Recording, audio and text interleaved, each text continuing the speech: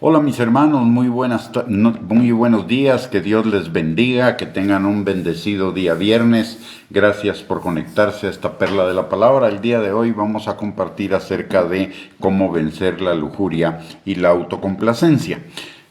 Para comenzar, la lujuria y la autocomplacencia no solamente es un pecado que se origina en una fortaleza, en argumentos y en mentiras que tenemos enraizadas profundamente en nuestro corazón, de tal manera que la batalla para vencer la lujuria y para vencer la autocomplacencia comienza con la destrucción de esas fortalezas, argumentos y altiveces. Y la palabra de Dios nos dice en 2 Corintios capítulo 10, versículos 4 al 5, que las armas de nuestra milicia no son carnales, sino poderosas en Dios precisamente para la destrucción de esas fortalezas, derribando argumentos y altiveces que se levantan en contra del conocimiento de Dios y en contra de llevar cautivo todo pensamiento a la obediencia a Cristo. Y por el otro lado, la palabra en Efesios capítulo 6, versículos del 10 al 12, nos habla de la armadura de Dios. Y la armadura de Dios es para que estemos firmes, es una armadura espiritual para que estemos firmes en medio de las maquinaciones del diablo, en medio de los ataques del diablo, en medio de los dardos de fuego del maligno. Y la armadura de Dios nos habla de dos armas esenciales. La primera es el escudo de la fe y la segunda es la espada del Espíritu. Pero las podemos centrar en una cosa, que es en la palabra de Dios. ¿Por qué? Porque el escudo de la fe viene por el oír y el oír la palabra de Dios. Entonces la palabra nos defiende, pero también la palabra nos sirve como un arma ofensiva en contra de esas maquinaciones del diablo, de la carne y del mundo. Entonces, lo primero que necesitamos para poder vencer realmente la lujuria y la autocomplacencia es entregar nuestras vidas al Señor Jesucristo. Solo mediante la entrega de nuestra vida al Señor Jesucristo vamos a poder combatir, vencer ese pecado de la lujuria y de la autocomplacencia, porque cuando nosotros venimos a Cristo, recibimos una nueva naturaleza que es contraria a la lujuria y además al Espíritu Santo que viene a morar en nosotros y que es esencial para ayudarnos a librar la batalla en contra de esa fortaleza. Y en segundo lugar, necesitamos atesorar, creer, hablar y poner en práctica la palabra de Dios, porque separados de Dios nada vamos a poder hacer. Y además la palabra de Dios nos da las armas para que podamos ganar esa batalla, recordando que usted y yo somos lo que la palabra de Dios dice que somos, que podemos lo que la palabra de Dios dice que podemos y que tenemos lo que la palabra de Dios dice que tenemos. Y en este caso, nosotros no somos máquinas sexuales, sino somos hijos de Dios, y como hijos de Dios somos obedientes a su palabra, por una parte. Por otra parte, tenemos de nuestro lado al Señor, que mayor es el que está en nosotros que el que está en el mundo. Tenemos con nosotros al Espíritu Santo, que es el poder de Dios, que resucitó a Cristo de los muertos. Y aparte de ello, tenemos la palabra de Dios, que es nuestra arma defensiva. Y tenemos a nuestra disposición no solamente el poder vencer la tentación, sino que Dios juntamente con la tentación nos da la salida.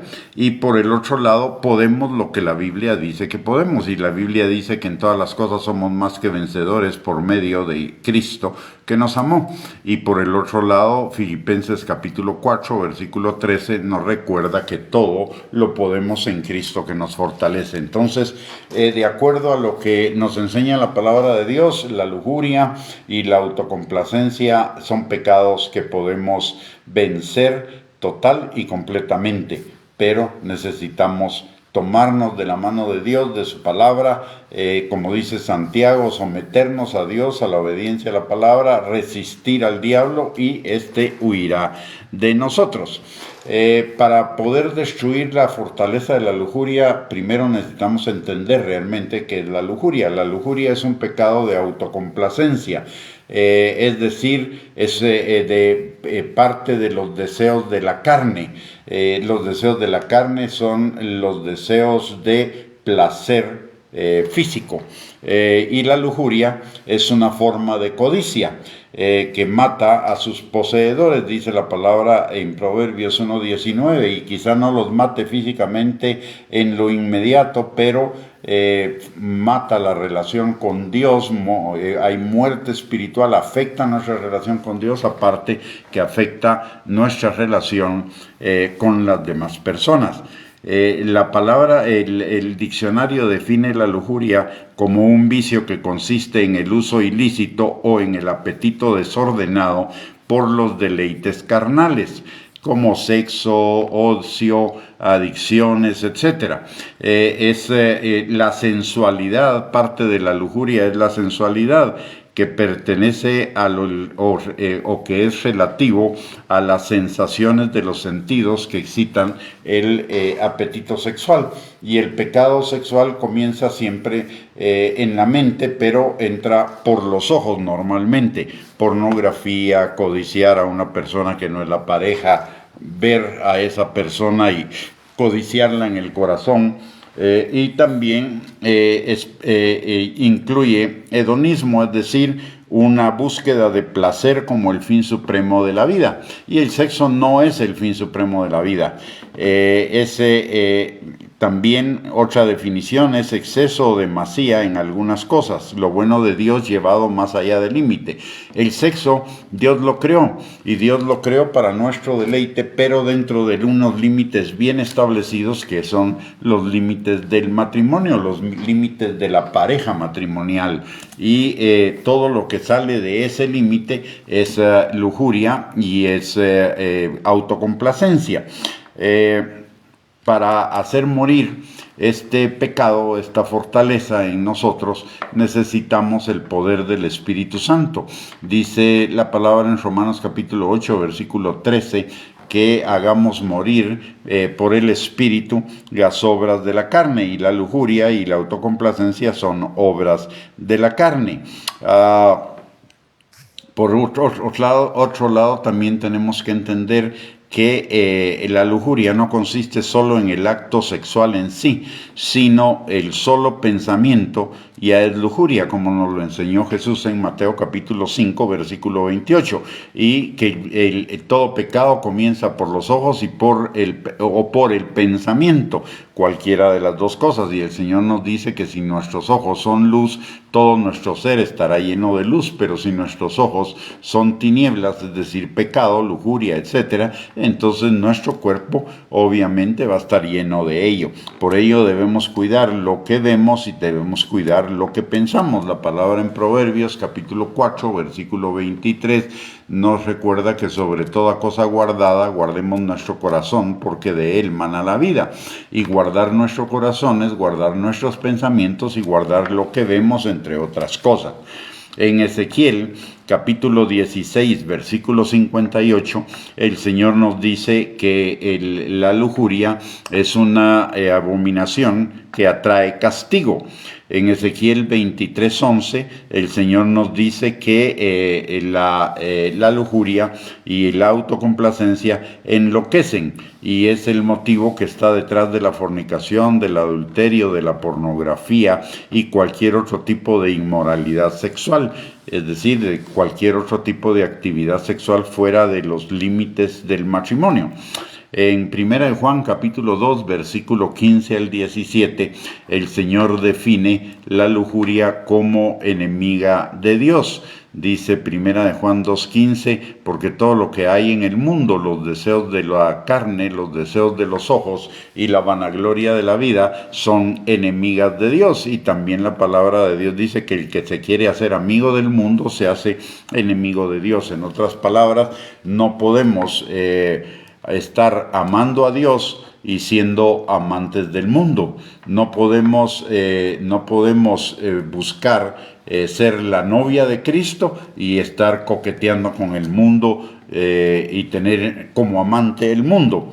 En Gálatas capítulo 5, versículo 19 al 21, nos habla de las obras de la carne, y dentro de las obras de la carne dice la palabra que están, comienza diciendo que son el adulterio, la fornicación, la inmundicia, la lascivia, la idolatría y la hechicería. Todos estos pecados están conectados al pecado de la lujuria. De la lujuria deriva el adulterio, la fornicación, cualquier inmundicia, y también es una idolatría. El sexo se convierte en un ídolo, y eso lleva a la hechicería, es decir, al control de la persona por parte de ese ídolo que es el sexo. Ahora bien, ¿cuál es la solución? La solución es tener muy claro que el único sexo válido delante del Señor es el sexo dentro del vínculo del matrimonio, de la pareja matrimonial, no la pareja de novios, la pareja matrimonial. Hebreos capítulo 13, versículo 4 dice: honroso sea en todos el matrimonio y el lecho sin mancilla, pero a los fornicarios y a los adúlteros los juzgará Dios. Si alguien está soltero, la Biblia dice que si tiene la edad, que se case en lugar de estarse quemando. En 1 Corintios capítulo 7, versículo 9. Si no está en edad de casar, si no está en edad de casarse, prácticamente no está en edad de tener sexo de ninguna manera. Porque entonces lo que va a caer es en fornicación, en pornografía, masturbación, etc. En tercer lugar, necesitamos clamar el poder del Espíritu Santo para hacer morir esa obra y destruir la fortaleza que la produce. La palabra en Hechos capítulo 1, versículo 8 nos dice que recibiremos poder cuando venga sobre nosotros el Espíritu Santo, y el Espíritu Santo viene sobre nosotros cuando reconocemos el señorío de Cristo, en primer lugar. En segundo lugar, la palabra de Dios también nos dice en Romanos capítulo 8, versículo 26, que el Espíritu Santo es nuestro ayudador para toda debilidad y para todo asunto, pero específicamente también para toda debilidad. Y la batalla o la cuestión sexual puede ser una debilidad, además de un pecado en la vida de las personas. Y en Romanos capítulo 8, versículo 13, la palabra de Dios nos enseña que hagamos morir las obras de la carne por el Espíritu Santo. ¿Qué cosas hay que destruir? ¿Qué pensamientos hay que destruir? Hay pensamientos, la persona con lujuria puede tener pensamientos como no puedo vivir sin el sexo, no puedo vencer este pecado, el sexo es agradable, o cualquier pensamiento aparentemente positivo a favor de lo sexual. Cualquier pensamiento engañoso a favor del pecado sexual y que se tenga al respecto. La palabra en Santiago, capítulo 1, versículo 12, nos dice, del 12 al 15, nos dice lo siguiente: bienaventurado el varón o la mujer que soporta la tentación, porque cuando haya resistido la prueba, recibirá la corona de vida que Dios ha prometido a los que le aman. Cuando alguno es tentado, no diga que es tentado de parte de Dios, porque Dios no puede ser tentado por el mal, ni Él tienta a nadie, sino que cada uno es tentado cuando de su propia concupiscencia, son sus propias pasiones carnales, su propio hedonismo, su propia búsqueda del placer sexual como el objeto de la vida. Es atraído y seducido, y eso sucede en nuestra mente. Y dice la palabra, entonces, la concupiscencia, después que ha concebido, da a luz el pecado, y el pecado, siendo consumado, da a luz la muerte.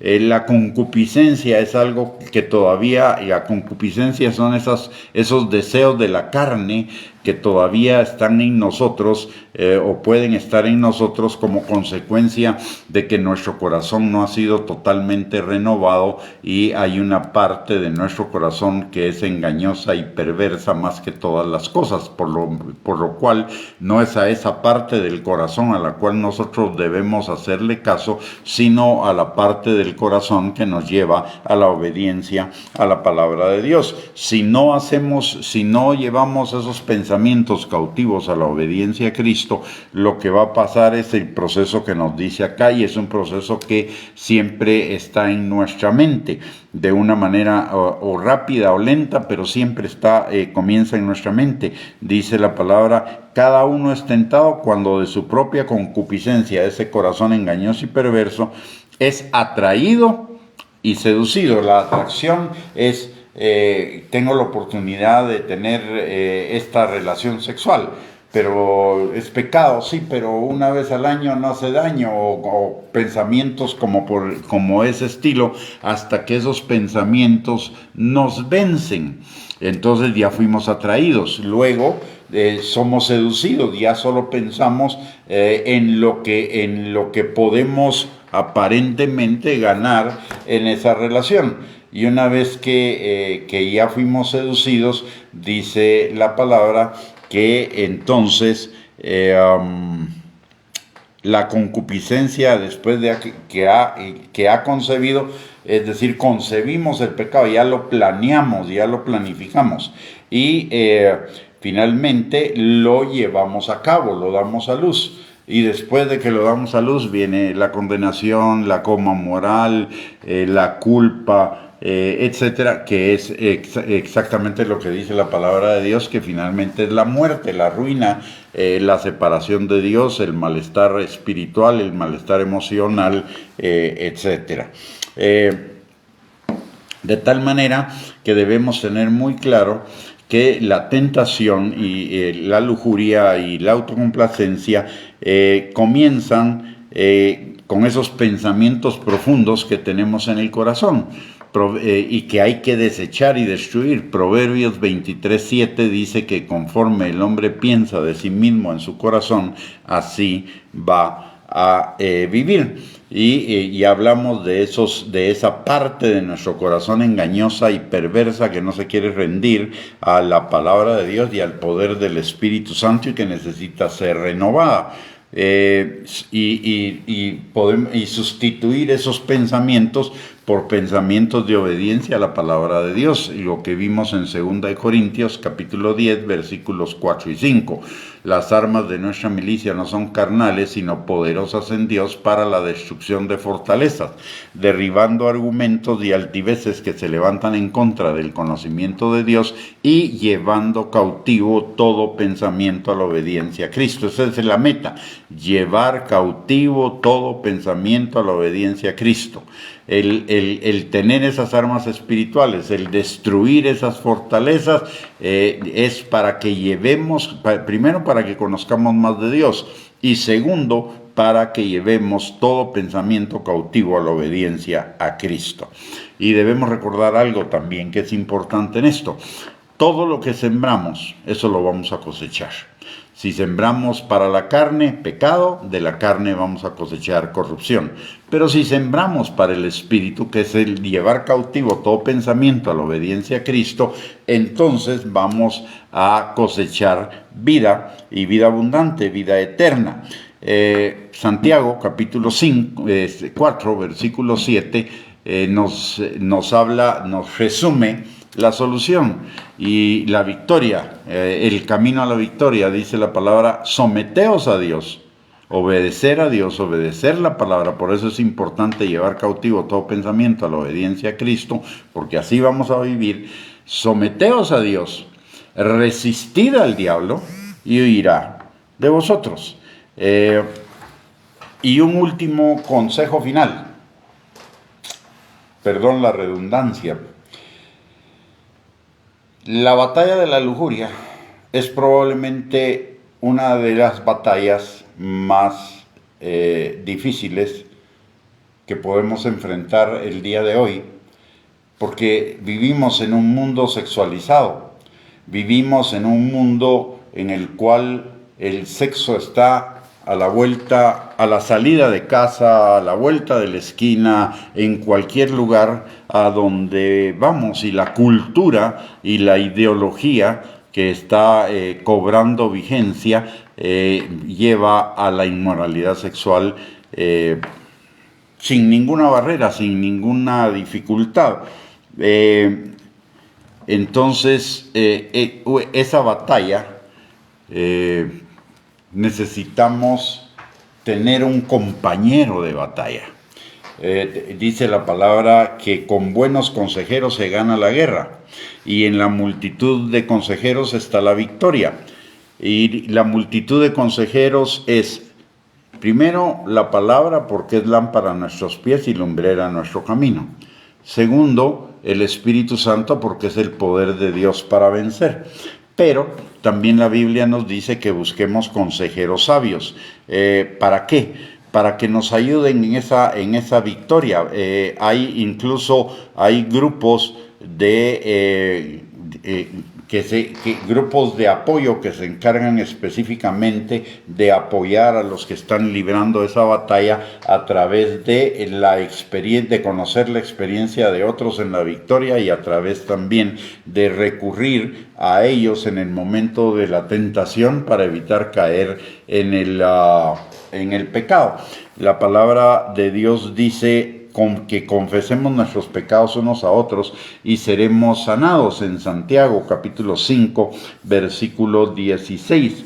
Entonces es importante tener un consejero sabio, es decir, una persona experta en la palabra, conocedora de la palabra, que es una buena consejera, que tiene un buen testimonio, y mejor si es una persona que haya tenido este pecado y haya vencido sobre ese pecado, porque eso nos va a ayudar a vencer la lujuria si es que estamos teniendo una batalla con ello.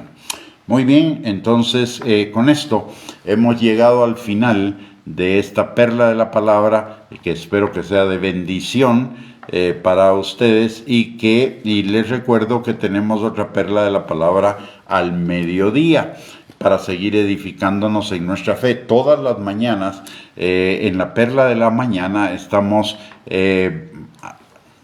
compartiendo acerca de cómo vencer una serie de situaciones que están en nuestro corazón, que necesitan ser destruidas, arrancadas y sustituidas por los pensamientos de la palabra de Dios. Son temas de liberación, de sanidad, de restauración de nuestro corazón. Todas las mañanas estamos compartiendo acerca de eso, así que los invitamos no solo a la perla de la mañana, sino también tenemos una perla a mediodía y otra perla en la noche, para seguir edificando nuestra fe y para que, como dice la palabra, meditemos en la palabra de día y de noche y tengamos en ella nuestra delicia, para que todo lo que hagamos prospere. Muy bien, con eso hemos llegado al final de la transmisión. Que el Señor les bendiga. Muchísimas gracias por conectarse. Un abrazo para cada uno y que tengan una bendecida mañana y un bendecido día.